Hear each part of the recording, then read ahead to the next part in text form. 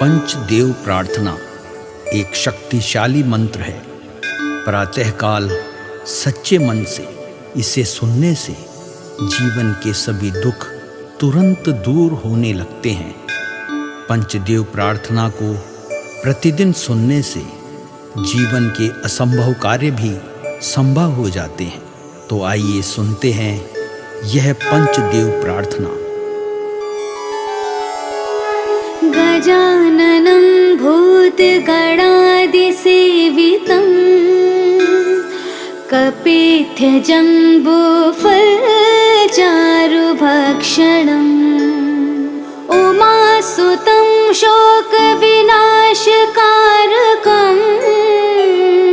नमामि विघ्नेश्वरपादपङ्कजम्।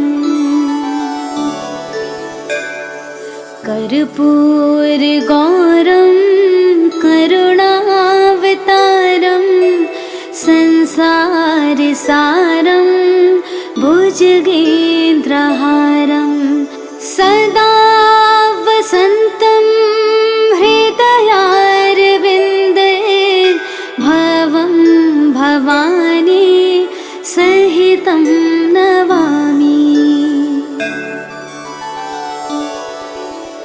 शान्ताकारं भुजगशयनं पद्मनाभं सुरेशं विश्वाधारं गगनसदृशं मेघवर्णं शुभांगं लक्ष्मीकान्तं कमलनयनं योगिभिर्ध्यानगम्यं वन्दे विष्णु भवभयहरं सर्वलोकैकनाथम्।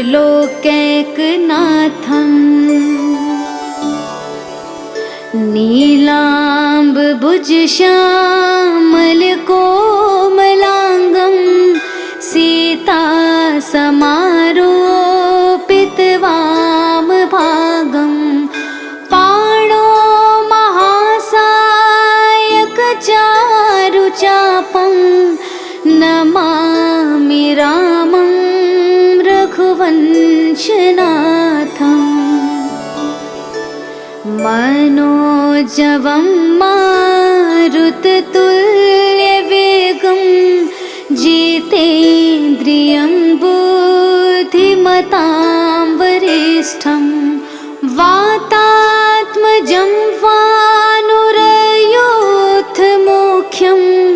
श्रीरामदूतं शरणं प्रपद्ये। करारविन्देन पादारविन्दं मुखारविन्दे विनिवेशयन्तं वटस्य पत्रस्य पुटेश्यानं बालं मुकुन्दं मनसा स्मरामि। या देवी सर्वभूतेषु शक्तिरूपेण संस्थिता नमस्तस्यै नमस्तस्यै नमस्तस्यै नमो नमः। नीलाञ्जनासमाभासं रविपुत्रं यमाग्रजं छायामार्तण्डसम्भुतं तं नमामि शनैश्चरम्। गजाननं भूतगणादिसेवितं कपित्थजम्बूफलचारुभक्षणम् उमासुतं शोकविनाशकारकं नमामि विघ्नेश्वरपादपङ्कजम्। कर्पूरगौरं करुणावतारं संसारसारं भुजगेन्द्रहारं सदा वसन्तं हृदयारविन्दे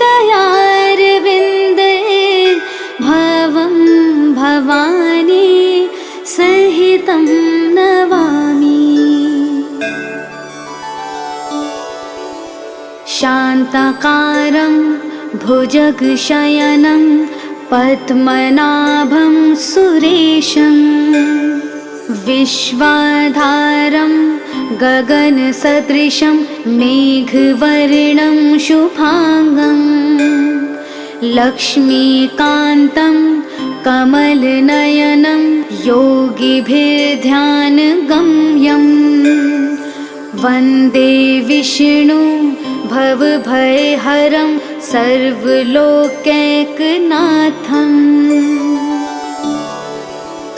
नीलाम्बुजश्यामलकोमलाङ्गं सीतासमारोपितवामभागं पाणो महासायकचारुचापं नमामि रामं रघुवंशनाथम् मनोजवं मारुततुल्यवेगं जितेन्द्रियं बुद्धिमतां वरिष्ठं वातात्मजं वानुरयोधमुख्यं श्रीरामदूतं शरणं प्रपद्ये करारविन्देन पादारविन्दं मुखारविन्दे विनिवेशयन्तं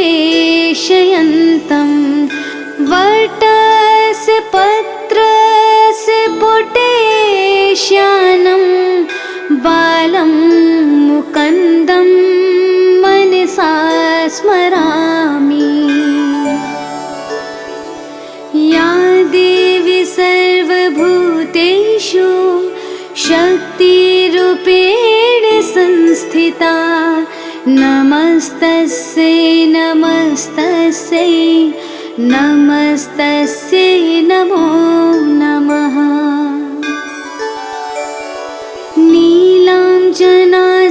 नीलाञ्जनासमाभासं रविपुत्रं यमाग्रजं छायामार्तण्डसम्भुतं तं नमामि शनैश्चरम् गजाननं भूतगणादिसेवितं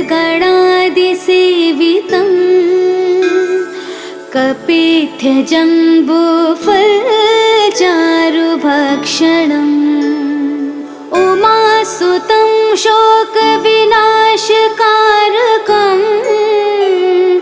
नमामि विघ्नेश्वरपादपङ्कजम् कर्पूरगौरं करुणावतारं संसारसारं भुजगेन्द्रहारं सदा वसन्तं हृदयारविन्दे भवं भवानी सहितं नमामि। शान्ताकारं भुजगशयनं पद्मनाभं सुरेशं विश्वाधारं गगनसदृशं मेघवर्णं शुभांगं लक्ष्मीकान्तं कमलनयनं योगिभिर्ध्यानगम्यं वन्दे विष्णु भवभयहरं सर्वलोकैकनाथम् नीलाम्बुजश्यामलकोमलाङ्गं सीतासमारोपितवामभागं पाणो महासायकचारुचापं नमामि रामं रघुवंशनाथम् मनोजवं मारुततुल्यवेगं जितेन्द्रियं धीमतां वरिष्ठं वातात्मजं वानुरयोधमुख्यं श्रीरामदूतं शरणं प्रपद्ये। करारविन्देन पादारविन्दं मुखारविन्दे विनिवेशयन्तं वटस्य पत्रस्य पुटेश्यानं बालं मुकुन्दं मनसा स्मरामि। या देवी सर्वभूतेषु शक्तिरूपेण संस्थिता नमस्तस्यै नमस्तस्यै नमस्तस्यै नमो नमः।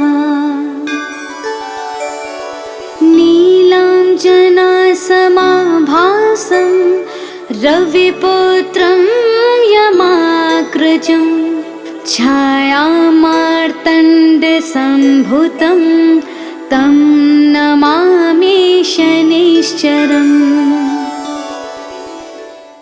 गजाननं भूतगणादिसेवितं कपित्थजम्बूफलचारुभक्षणम् उमासुतं शोकविनाशकारकं नमामि विघ्नेश्वरपादपङ्कजम्। कर्पूरगौरं करुणावतारं संसारसारं भुजगेन्द्रहारं सदा वसन्तं हृदयारविन्दे भवं भवानी सहितं नमामि। शान्ताकारं भुजगशयनं पद्मनाभं सुरेशं विश्वाधारं गगनसदृशं मेघवर्णं शुभांगं लक्ष्मीकान्तं कमलनयनं योगिभिर्ध्यानगम्यं वन्दे विष्णु भवभयहरं सर्वलोकैकनाथं।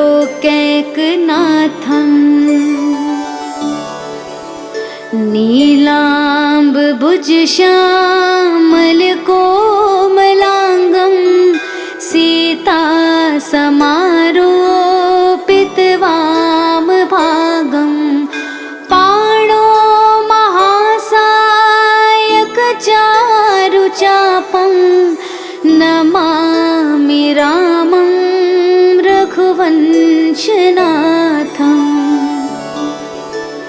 मनोजवं मारुततुल्यवेगं जितेन्द्रियं बुद्धिमतां वरिष्ठं वातात्मजं वानुरयोधमुख्यं श्रीरामदूतं शरणं प्रपद्ये। करारविन्देन पादारविन्दं मुखारविन्दे विनिवेशयन्तं वटस्य पत्रस्य पुटेश्यानं बालं मुकुन्दं मनसा स्मरामि। या देवी सर्वभूतेषु शक्तिरूपेण संस्थिता नमस्तस्यै नमस्तस्यै नमस्तस्यै नमो नमः। नीलाञ्जनासमाभासं रविपुत्रं यमाग्रजं छायामार्तण्डसम्भुतं तं नमामि शनैश्चरम्। गजाननं भूतगणादिसेवितं कपित्थजम्बूफलचारुभक्षणम्। उमासुतं शोकविनाशकारकम् नमामि विघ्नेश्वरपादपङ्कजम्। कर्पूरगौरं